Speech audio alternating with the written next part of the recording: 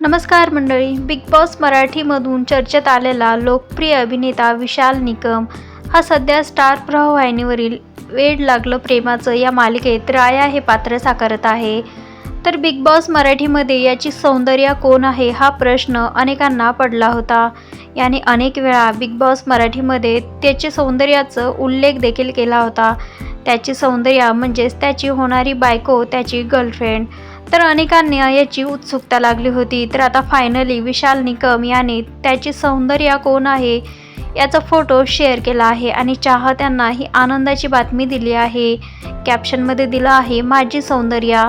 तर आता लवकरच विशाल निकम लग्न बंधनात अडकणार आहे. त्याची खरी सौंदर्य त्याला भेटली आहे.